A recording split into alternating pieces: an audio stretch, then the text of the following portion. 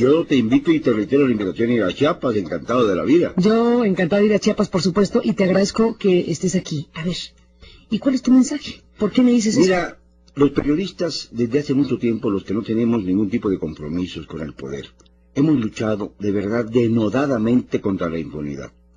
Y a mí me molesta profundamente que ahora aparezca Pablo Salazar, después de que fue capturado, y para mí fue insólito el hecho de que fuera capturado el mismo día en que estaba yo dando la conferencia. Apenas unas horas después de que yo dije estas palabras, Pablo Salazar era capturado en Cancún.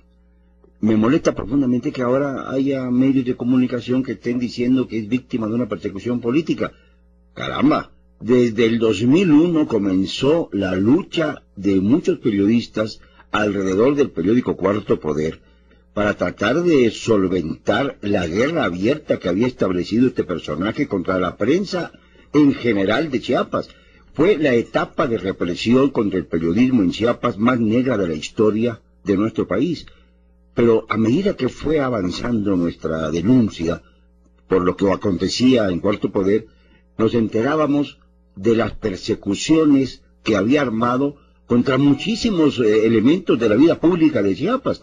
Tú sabes, por ejemplo, que en la prisión de La Mata, en donde ahora está Pablo Salazar, llegaron a haber 500 adversarios de Pablo Salazar detenidos arbitrariamente con delitos que se inventaba Mariano Herrán. Ahora dicen que no hay asociación delictuosa. Por lo menos la hubo con su brazo ejecutor, que era Mariano Herrán, y que está preso hace 3 años también en la prisión de La Mate. Deben estar los dos ahí muy agarraditos de la mano ahora. Pero caramba, yo creo que lo que teme Pablo Salazar es que todavía hay en esa prisión muchos que fueron afrentados por el propio Pablo y que todavía purgan las condenas, no han podido salir por diversas circunstancias jurídicas, pero ahí están. Y a lo mejor eso es lo que le da miedo a Pablo y por eso se pone en huelga de hambre. Pero desde luego no se trata de una persecución política, se trata de un acto de justicia. Y fue curioso, muy importante señalarlo, que se le haya capturado precisamente el Día de la Libertad de Expresión, el día que fuimos nosotros a levantar la voz en demanda de lo que yo considero homicidios de Conrado de la Cruz Jiménez y Conrado de la Cruz Morales. Los dos murieron por infarto masivo. De Cuarto Poder. Los dos directores de Cuarto Poder, el padre y el hijo. El hijo toma las riendas cuando muere el padre. No se pueden volver a reencontrar porque cuando sale de prisión el hijo, el padre estaba en Miami porque no podía estar en Chiapas perseguido por Pablo Salazar. Y no logró arreglar sus papeles a tiempo porque cuando ya se iba a ir a buscar a su padre, muere de un infarto masivo. Y al año 4 meses... Conradito de la Cruz Morales muere igualmente de un infarto masivo después de haber sufrido las peores atrocidades que pueda imaginarse. Recibí testimonios durante mi estancia de varios que estuvieron en la prisión con Conrado, funcionarios que habían sido del gobierno de Roberto Albores, el gobierno anterior al de Pablo Salazar. ¿Por qué lo odiaba tanto Pablo Salazar a Roberto Albores? ¿Por qué no lo apoyó en su petición de ser gobernador, candidato a gobernador del PRI? Lo que pasa ya ahora mucho, pero antes no pasaba tanto, y él quería ser candidato a gobernador. Como Albores apoya a Sammy David, se separa Salazar Mendiguchía del PRI, logra una coalición impresionante de partidos. Estaban los partidos hasta los que no existían, entonces se unieron ahí. El PAN, el PRD, el Verde, el PT, Convergencia, todos los partidos. Y la mitad del PRI, que se sale con el propio Pablo, y gana las elecciones de manera arrolladora. Llega con un gran capital político al gobierno de Chiapas. Y entonces comienzan sus venganzas. Una de ellas contra el Cuarto Poder, que había apoyado la labor de Albores, y que quizá había apoyado también, un poquito más inclinado a favor del candidato del PRI, Sammy David, que a favor del propio Pablo. Ahí comienza la historia. Luego, el Cuarto Poder, como te traigo aquí pruebas documentales, hace de una denuncia importantísima en la que presenta a Pablo Salazar como un usurpador de título. Se le demuestra que no había terminado su carrera profesional, que él se trataba como doctor y no había llegado ni a la licenciatura. Esto enfurece a Pablo. Y a partir de ese momento empieza la persecución contra el cuarto poder. Le inventan delitos fiscales al director del periódico, a Conrado de la Cruz, y es perseguido no por el SAT ni por las autoridades federales, sino por la policía estatal, que lo obliga prácticamente a salirse de Chiapas. Yo viví esta etapa porque fui a dar alguna conferencia en ese momento tratando de defender la dignidad del periódico. Pero no solamente se va contra los directores, se va contra el hijo del director, que tenía un centro nocturno y dicen que ahí vendían bebidas adulteradas y que había corrupción de menores. Nunca le pudieron probar estos delitos. Lo meten a la cárcel. ¿Y sabes qué es lo peor? Que cada vez que Cuarto Poder hacía la menor crítica sobre el gobierno de Pablo Salazar, al Conradito de la Cruz, al hijo, lo apandaban, lo desnudaban, lo violaban, lo agredían físicamente. Esto tengo testimonios, hay testimonios de compañeros suyos de la prisión que han salido después de esto, y el muchacho salió profundamente lastimado apenas entró Juan Sabines, al gobierno de Chiapas. Jaime es el poeta. Jaime es el tío. Jaime Sabines es el tío de... El tío del gobernador. El gran poeta chiapaneco, ¿no? No lo sé decir. Él es hijo de Juan Sabines, que también fue el gobernador de Chiapas. Regresando a este otro Sabines. A este otro al de acá personaje. Que está en funciones. Resulta que, lamentablemente, Conradito sale muy afectado psicológicamente, de que le pedía a su madre y a su hermana, a veces, ir a dormir a la prisión de la Mate porque no se hallaba fuera de ella. Te digo para que te des cuenta de la manera tan brutal en que fue afectado. Y muere al año y medio de un infarto masivo, sintiéndose perseguido psicológicamente con una paranoia terrible. Yo creo que aquí hay elementos suficientes para demostrar que las muertes, aunque hayan sido naturales, entre comillas, fueron inducidas por la represión de Pablo Salazar.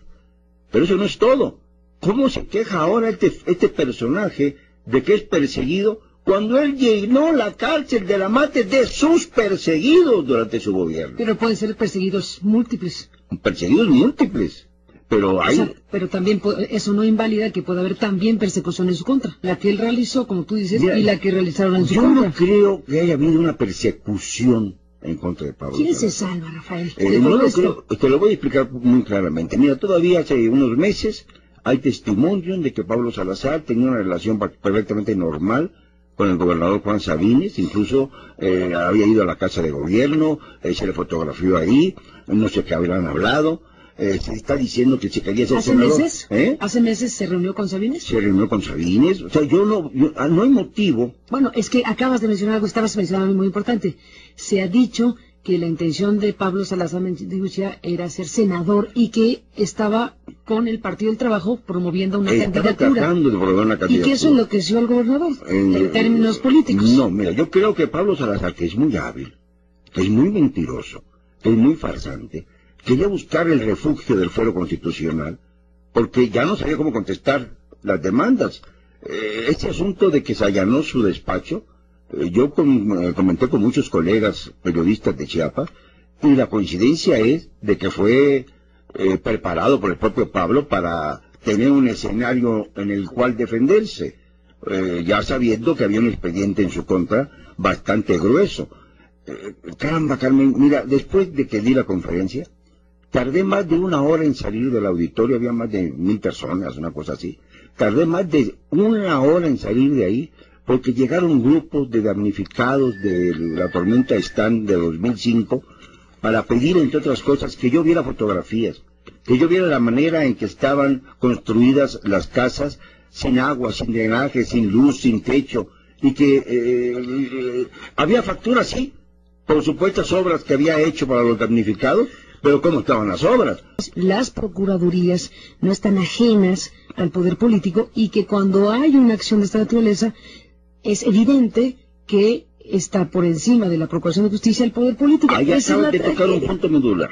Pues, precisamente Pablo Salazar trató de blindarse con esta actitud de designar a Mariano Herrán, ya no procurador sino fiscal general, extemporáneamente, es decir, para que pudiera ejercer su poder como fiscal general 3 años después de la salida de Pablo Salazar. No solo no pudo, sino que lo entambaron. Bueno, pues lo que pasa es que llega Sabines y obviamente dice, bueno, esto yo no voy a tener a un fiscal heredado por Pablo Salazar, y empieza el procedimiento jurídico para acabar con esta figura del fiscal general y volver a la Procuraduría Estatal.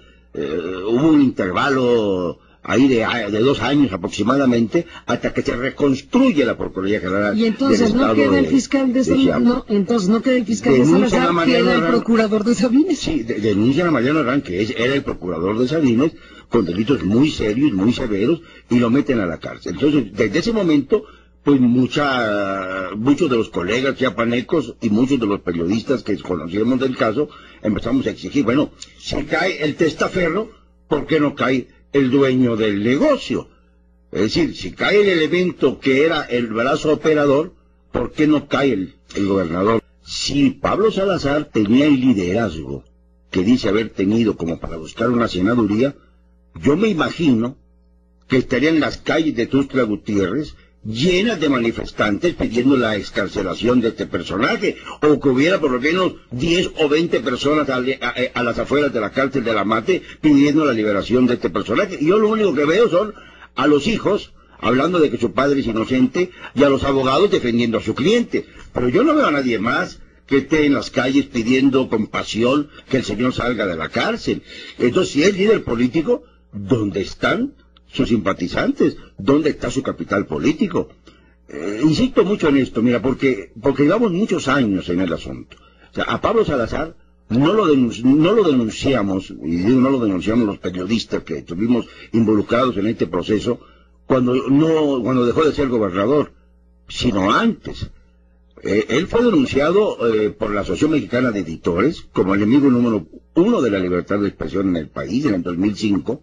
Fue denunciado ante la Sociedad Interamericana de Prensa, incluso, con documentos específicos que demostraban la represión que habían sufrido los colegas de Chiapas. Y luego ocurre que durante el tiempo en que ya era gobernador electo Juan Sabines, no le permitía a este moverse. Es más, estaba fuera de Chiapas Juan Sabines. Y resulta que durante esa etapa viene el huracán Stan y se enredan las cosas. Empiezan a darse lo que él llama los pablobonos, justificando que podía disponer de cantidades importantes de dinero del presupuesto del Estado y de los damnificados para su jubilación política, la de él y la de un grupo de funcionarios públicos. Esto me parece atroz. Ahora resulta que el victimario se convierte en víctima, vaya a una huelga de hambre para llamar la atención, una huelga de hambre que me recuerda mucho a aquella de 1995 de Carlos Salinas de Gortari en San Bernabé. No sé por qué la asocio, porque no creo que en la misma línea de la farsa, voy a defender mi honor con huelga de hambre. Esto es absurdo. O sea, no se trata de que se vaya a morir en la cárcel Pablo Salazar, no creo que sea capaz de llegar a ese. Rafael Loret de Mola, sobre esta discusión, ¿hay o no una persecución política de Sabines contra Salazar? Ese es un cuestionamiento obligado que hemos estado aquí. Personalmente me lo preguntas, yo creo que de acuerdo a la experiencia que tengo de este caso, te puedo decir que desde hace 11 años hemos denunciado a Pablo Salazar. No me parece lógico que si hay denuncias contra Pablo Salazar que tienen este tiempo, ahora que se realiza un acto de justicia que termina con la impunidad de la que había gozado Pablo Salazar, se le acuse al gobernador de persecución política. Lo que habría que preguntarle al gobernador es por qué tardó tanto en actuar. Esa es otra historia.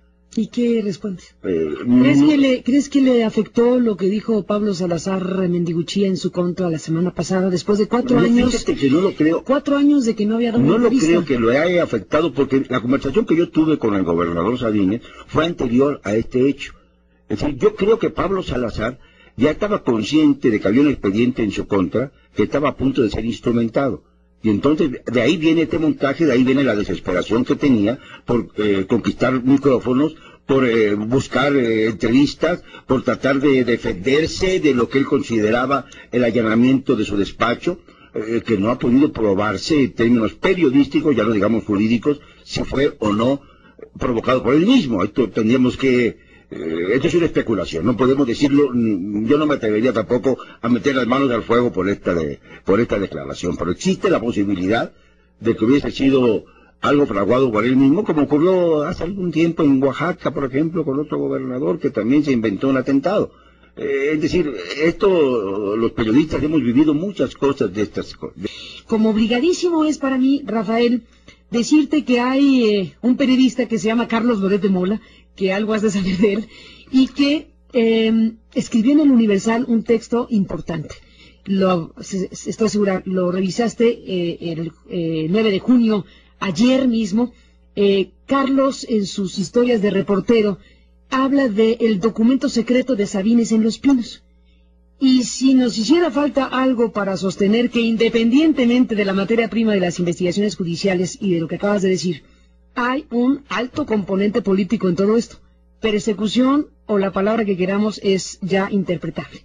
Pero dice Carlos que hay una hoja, tamaño carta, blanca, escrita en computadora, ocupando todo el espacio de la cuartilla, impresión de letras en negro, sin firma ni membrete.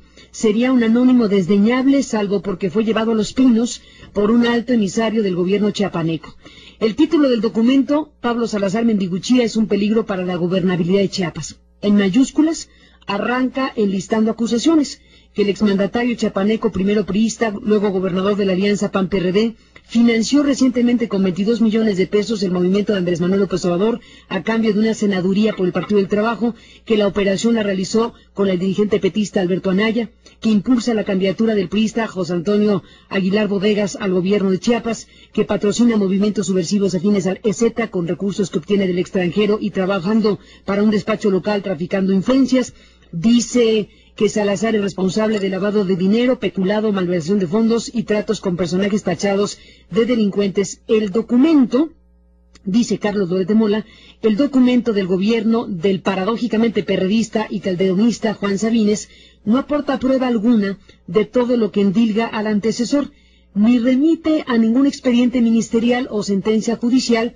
Normalmente este tipo de hojas resumen que sirven de minuta de juntas o de síntesis de peticiones que por la gravedad de su contenido suelen no firmarse, no se caracterizan por portar este tipo de datos, dice Carlos Loret en este texto de historias de reportero. En pocas palabras, argumenta que Pablo Salazar Mendiguchía es un peligro para Chiapas.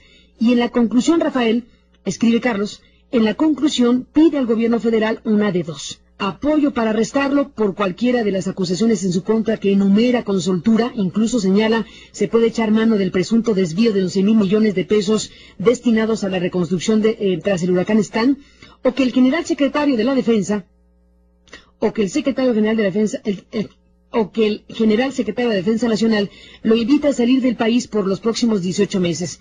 Y tal es la última línea de este documento secreto de Sabines en Los Pinos, como firma su columna Carlos Loret. El arresto o el exilio.